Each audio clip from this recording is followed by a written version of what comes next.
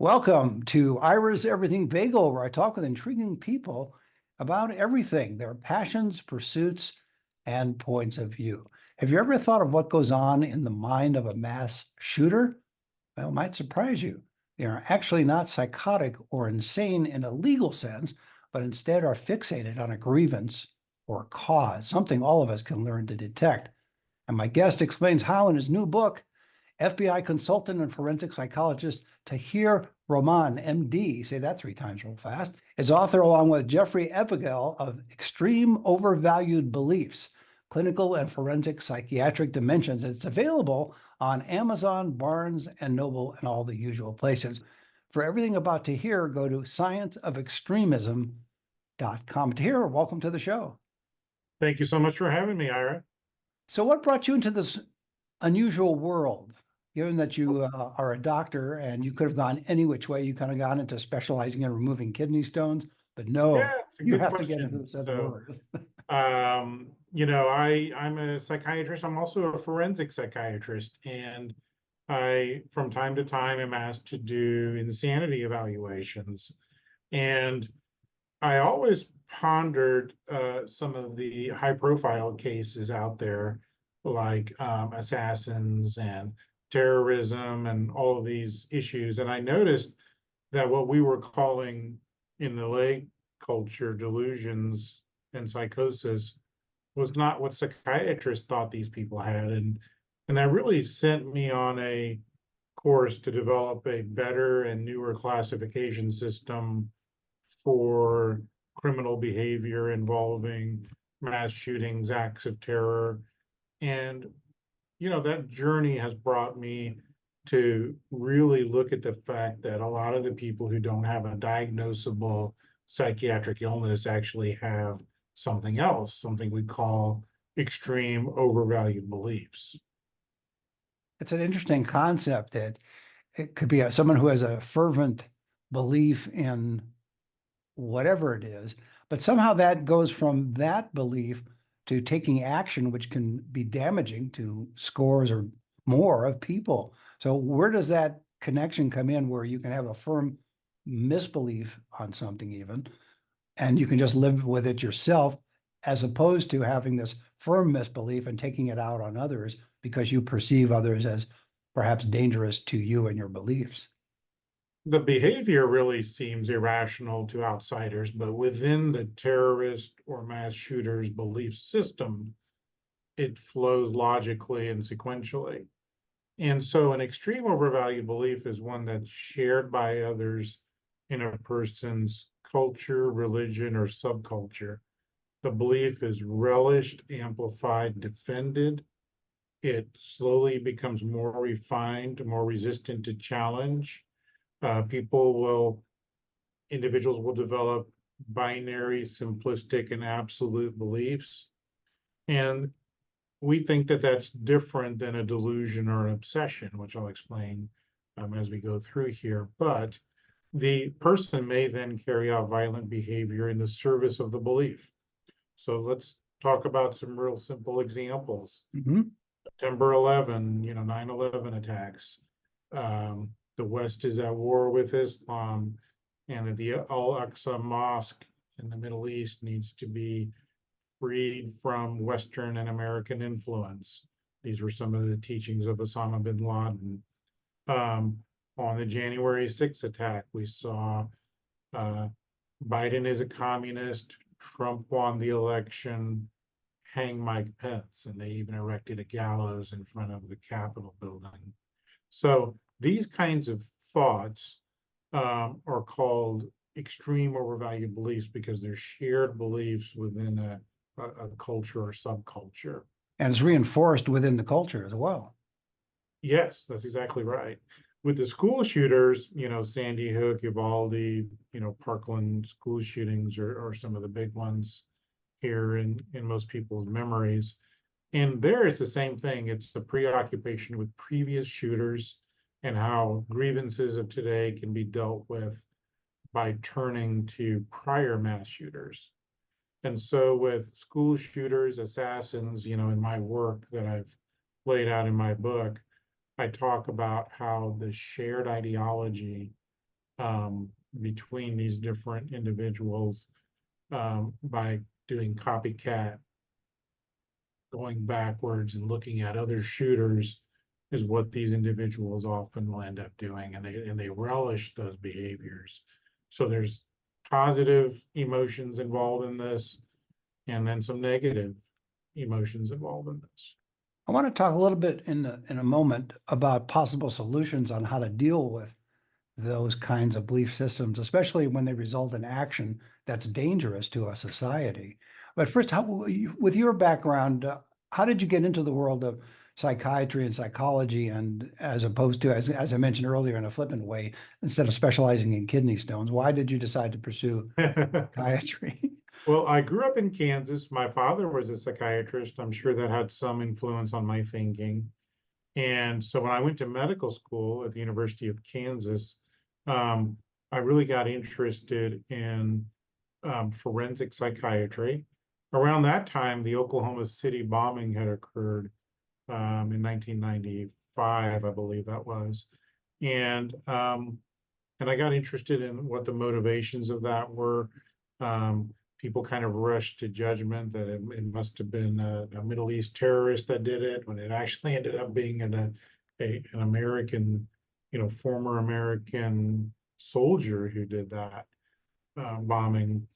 And so that kind of started me on my journey of exploring more about the criminal mind.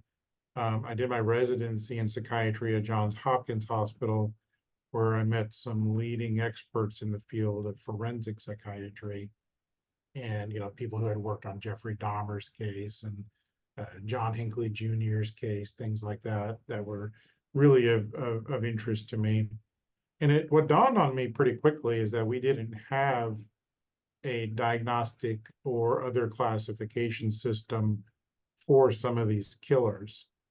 And so in my work, I really have spent time developing this new classification system, which is published in the book and is on my website for further exploration. But in general, I'm an associate professor here at Washington University in St. Louis School of Medicine, where I really am passionate about teaching medical students, psychiatric residents about phenomenology we see in psychiatry. And I'm also kind of a amateur historian. I've written a book on the Apollo 11 moon landing. I'm an avid presidential historian. I enjoy American history and some of the assassins. I've been to where some of these big events have occurred, like where Ford's Theater and where Booth jumped off this, onto the stage there, yelling "Sic Semper Tyrannis."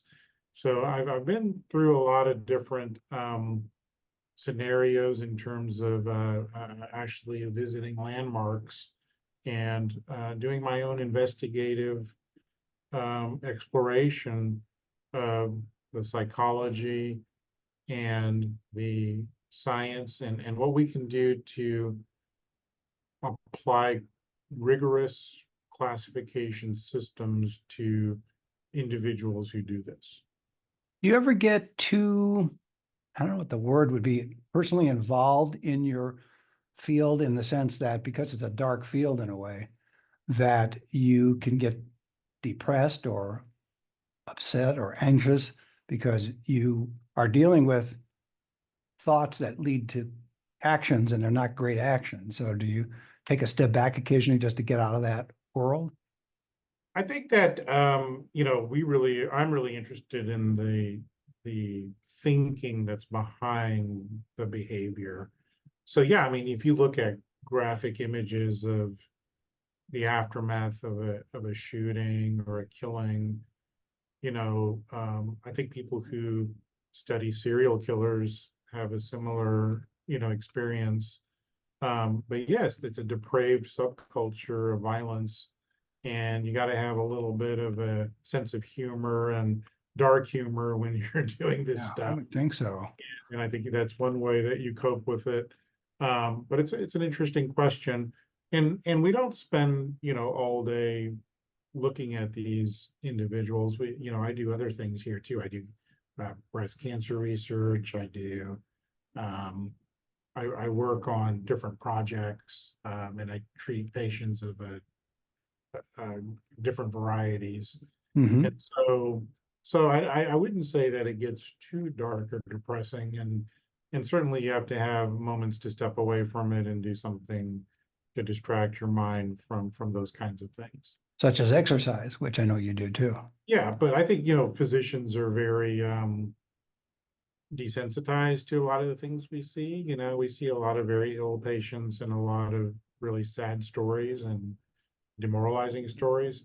But we also have to give people hope that their situation can be rectified or treated in some way. And I think Americans are fundamentally demoralized by this epidemic of mass shooting and school shootings. And no parent should have to send their kid to school knowing that this could end up being their child. And we can do something about it as we get through this interview. I hope that I can show you some of those things. Yeah, I want to talk about some possible solutions and techniques to use. When you look at the broad sense of this overvalued belief system, extreme overvalued belief system, which almost sounds redundant, but I've got it down in my head now, extreme overvalued beliefs. But the book is called Extreme Overvalued Beliefs, Clinical and Forensic Psychiatric Dimensions. It's Yes. it's a tough title, but it explains it all. Do you find that it is more prevalent in Western culture versus any other culture, or is it really worldwide or No, I global? think that as long as there's been humans on planet Earth, people have likely developed binary and simplistic thinking. This was probably something that humans needed to do evolutionarily to survive. Let me give you an example. If you know that there's a poisonous snake or a nest full of some dangerous creatures living near a fruit tree, you would go to the village and tell everybody, look, there's scary stuff by that fruit tree. Don't pick the apples or Right. pears or bananas from that area. And that fear spreads quickly when people hear that.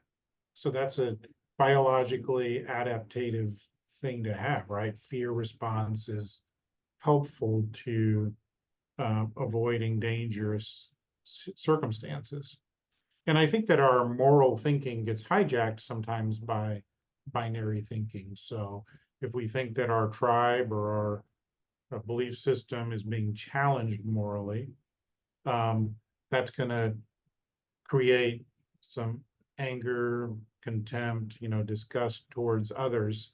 And so if we look at, for example, what happened in the Holocaust and with the extermination of Jews, 6 million Jews, that's an example of how the worst of humanity has made binary, simplistic, and absolute thinking into one of the most heinous, destructive actions ever taken on humans.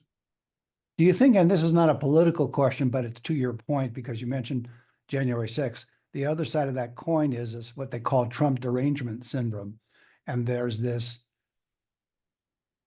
attitude towards a person who, if you look at perhaps what his policies are separate from his personality, they're not particularly extreme necessarily. It's within the mainstream of political thought. And yet there's this visceral reaction to him by a lot of people in the United States. I think it's our job as doctors to educate the public about everything we do, whether it's heart disease or cancer or diabetes.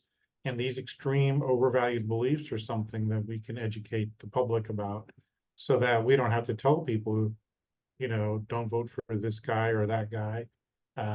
We really should stay neutral as a field instead of trying to diagnose people from far away, which I think has its own negatives, and our ethical guidelines keep us from doing that. So, what I tell people is learn about these different historical things, learn about extreme overvalued beliefs, learn about psychopathy, psychopaths, antisocial personality disorders, learn about mood disorders, learn all this stuff. And you'll be able to apply it better to um, people around you, and maybe hopefully select uh, leaders and people that you think have the right stuff. Before we talk about solutions and techniques, one other question about this phenomenon, and that is, do you see from your study that is there a part to play with the media and the political establishment in terms of trying to minimize extreme overvalued beliefs, or do they contribute to that extreme overvalued belief system by selective reporting on the media side or by selective politics on the governmental side? And I'm not indicating which side which, I'm just saying, are there these mechanisms in place in our current society that exacerbate the problem rather than to tamp it down? Sure, I think that we live in a 24-hour news cycle, and people can access it day and night. And some people refer to that as clickbait, that you see a message or a news story, and unless it really evokes those emotions, fear, anger, disgust, contempt, shame, when it really starts pulling those emotions in, it doesn't tend to get a lot of attention. So by its very nature, a political economic system is going to draw people to binary simplistic views, because that's what gets the clicks and the money and the revenue that the news sources need. And even if you look at social media and people starting their own interviews and their own channels, often that's the headline that's used to grab a person's attention, is something that's fearful, binary, moralistic, and really hijacks our biological system in order to profit. That's a good point. So talk to us a little bit about some of the ideas and solutions you've come up with in the book. And again, it's extreme overvalued beliefs, clinical and forensic psychiatric dimensions. And you are looking at the wide range of these beliefs. What did you decide, or what did you find out that there are ways to deal with that? Sure. So as you mentioned, so scienceofextremism.com is where you can see some of the things I'm going to be talking about here. But Right. we can really develop threat analysis from this. And so what I have developed is an innovative classification system, and I have 4 keys that I have outlined on my website that show you how to evaluate a threat.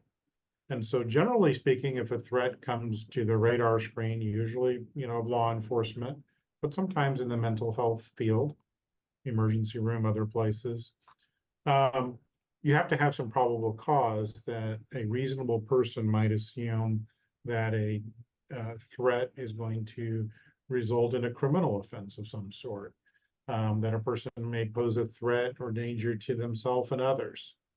And once we've established sort of that probable cause bar, which doesn't require a lot of evidence, it can just require some evidence.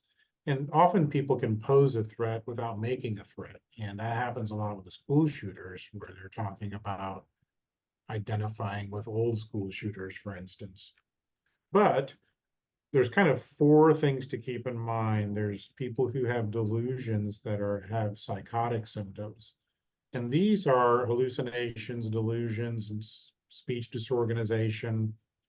And most people with these conditions, for example, somebody might have schizophrenia, they generally don't have a big threat to the public. And if they do get violent, it's usually towards a family member or friend.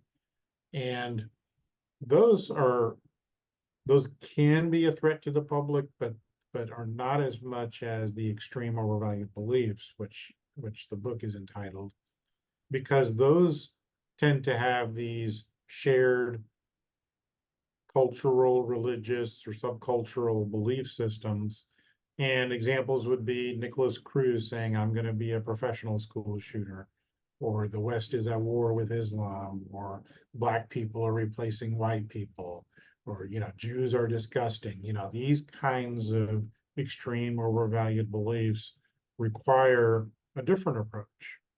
So instead of using antipsychotic medicines like we might in a delusional patient with schizophrenia, instead we would use a crisis response team approach where you would remove weapons from the person's home, and then you would engage in looking at comorbid illnesses that the person may have. For example, there may be substance use, there may be depression, there may be anxiety. We can treat those. And we think that some of these individuals have psychological things in their environment that's making things worse. It could be grief, losses, financial stressors, marital stressors or relationship stressors, school stressors, and fundamentally trouble with work, family, community functioning. And by going in and providing some guidance for these individuals, we can do a lot in terms of trying to thwart another mass shooting. And some of these individuals have flat out said, if somebody had just come talk to me, maybe this would not have happened. There's shooters who have actually plain spokenly said that. So there's plenty of opportunity. Crisis response teams are something that we underutilize and need to use a lot more. And I'll tell you why. Law enforcement can't come in and arrest somebody who poses a threat because they may not have actually made a threat. And so they never reach the legal threshold of getting a criminal charge. So they can't just be hauled off to jail and locked away forever. And eventually they're going to come out anyway because they haven't committed a criminal offense.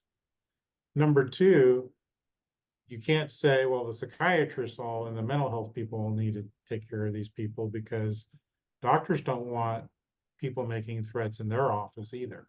Doctors don't want a person who's armed to the hilt to come into their offices or to the emergency room, like that. Also, these individuals don't think that there's anything wrong with them. They relish their beliefs, right? If you hate Jews or immigrants, or think that, Black people are the cause of bad things in the world, you're not going to go to a psychiatrist or doctor and say, I'm having these thoughts, please make them go away. That's not what these individuals are doing. So they're brought to the radar by others, usually, a spouse, a neighbor, a brother, a sister, a coworker. These are the kinds of ways that the case comes to the radar screen. And so there's this canyon. It's not even a gap, it's a canyon in the middle of law enforcement's over here and can't do much. Mental health system can't do much. So what do we do in the middle here, this no man's land? What we really need to do is use crisis response teams, because you do need the combination of the teeth of law enforcement to make the environment safe, get rid of guns, weapons, knives, things like that. And then to engage in these other psychological and sociological aspects of the case to see what's going on. And I think that that's something that certainly government, health insurance, other things can help us with. And the American people need to demand health insurance companies, government programs do more for this. And it's unacceptable for us to, again, send our kids to school wondering if they're going to come home to us safely because of this stuff. When you wrote the book, did you aim it at a combination of audiences? And what I mean by that is law enforcement, Great other question. other workers in the psychological field, as well as the general public, It's a or great question. I started out writing it for doctors, for psychiatrists, for mental health, people in mental health. And as we got into really writing it, I went to my editor and I said, look, doctors, psychiatrists already know some of this stuff. They know that antipsychotic drugs are not going to treat this. That's not what's going to help us stop this epidemic. We need to have a book that's accessible to all people who are interested in this topic, school counselors, school teachers, colleges, professors, law enforcement, profilers, so we need a whole host of, because people work in teams usually with crisis response anyway, so everyone needs to understand it. And secondly, this is not rocket science. It's actually pretty simple. There's a big difference between a person who has delusions and hallucinations and needs to be on medication and somebody who's relishing, amplifying, and defending their belief system at home, which may actually be shared by other people. I'll give you an example. Somebody might be emotional about abortion, that abortion is wrong, abortion is evil, abortion is murder. And there was an abortion performing doctor in Wichita, Kansas, where I'm originally from, who was shot in the head while he was in church at point blank range by an anti-abortion activist.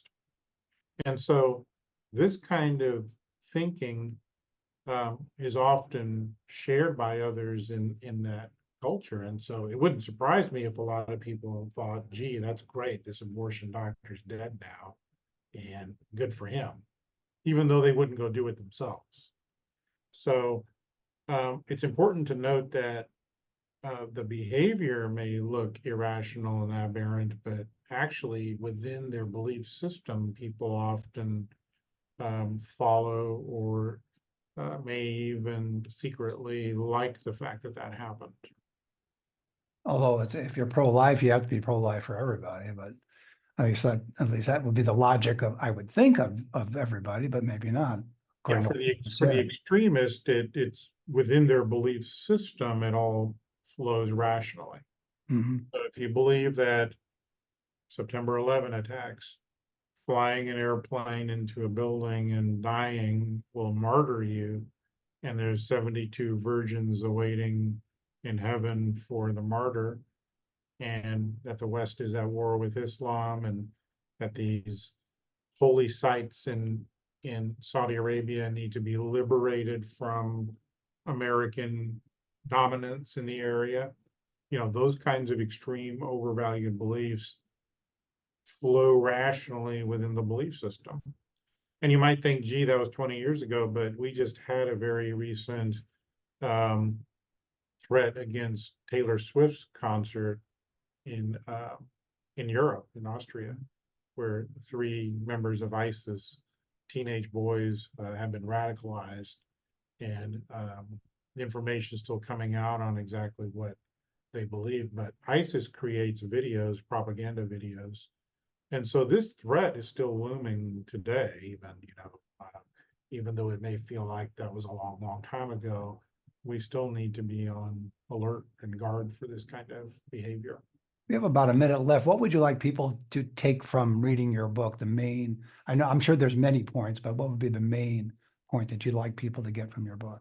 I think that we need to educate Americans, really worldwide, even about extreme overvalued beliefs, because if we all know and understand that binary, simplistic, and absolute thinking that a person can go down that rabbit hole pretty quickly and easily, then we can recognize it both in ourselves and not push that next share button on social media, which shares it with thousands of people or even millions of people. That's one way to help slow this down, this kind of thinking. And number 2, to know that it's all around you and that there could be signs and worrisome things in people you know. And that it's okay to get help. And there's an organization called Parents for Peace that can help. And so if somebody's, reading QAnon material or ISIS material, or radicalizing about abortion or their political ideology, or getting ready to mobilize weapons and do things that are very worrisome, that it's okay to call for help, and that it's not just about being punitive with law enforcement. There's actually ways to treat this, and that we can do something. Well, that's a great way to leave it. My guest has been FBI consultant and forensic psychologist Tahir Rahman, MD. He's author, along with Jeffrey Abugel, of Extreme Overvalued Beliefs, Clinical and Forensic Psychiatric Dimensions. It's available at Amazon, Barnes & Noble, and all the usual places. And for everything about Tahir, go to scienceofextremism.com. And Tahir, thank you for being on the show. It was great, Ira. Thank you so much for having me. Thank you. And join us every Thursday for a new schmear on Ira's Everything Bagel.